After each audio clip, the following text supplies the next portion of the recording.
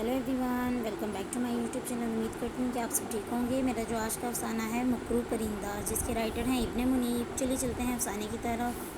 दादी अम्मा की कहानियों में मकरू परिंदे का जिक्र ज़रूर होता था, जिसने साथ वाले गांव पर आफत नाजिल कर रखी। बच्चों के इसरार पर दादी अम्मा ने बताया था कि मकरू परिंदे पर एक सैकड़ों साल पुरानी दरिंदा सिफ्त रूह बसती, वो रूह जिसने माजी में कबीले के कबीले और पूरी की पूरी नस्लें नीस्तो नाबूद कर दी थी, और जिसने पलक झपक में लाखों इंसानों को घरों में बैठे बैठे जला कर भस्म कर दिया था। ऐसी दरिंदा रूह जिसके शर से बच्चे बूढ़े जवान कोई भी महफूज ना था। कई दिनों से नन्हे गुलो जान के जहन में एक ही सवाल दौड़ रहा था, और आज सुबह उठते ही वो अपनी उलझन लेकर दादी अम्मा की चारपाई की तरफ लपका। दादी अम्मा चारपाई पर बैठी इंतहाई खौफ की हालत में तेजी से हिल हिल कर तस्बीह कर रही थी।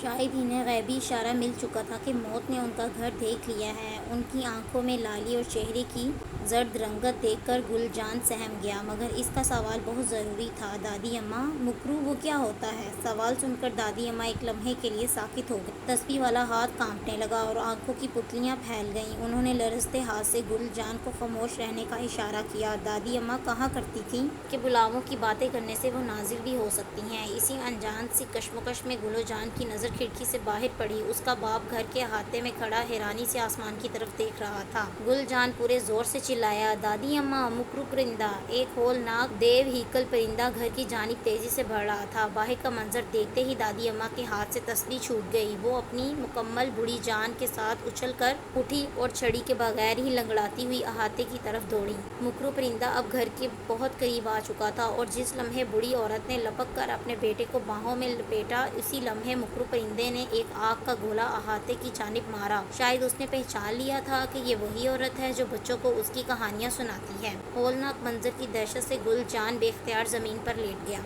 बाप और दादी की दिलदोज़ चीखों और परिंदे की खबीस बनबनाहट के बीच एक होलनाक धमाके की आवाज़ उठी। पूरा घर लर्ज उठा और खिड़की के शीशे टूटकर कुछ गुलजान पर गिरे। एक लम्हे के लिए सारी कायनात खामोश हो गई। गुलजान ने उठकर टूटी हुई खिड़की से बाहर झांका। घर के अहाते में एक घड़ा बन चुका था। सामने की दीवार गिर चुकी थी और कुछ चितड़े जली हुई मिट्टी और घास के दरमियान बिखरे पड़े थे।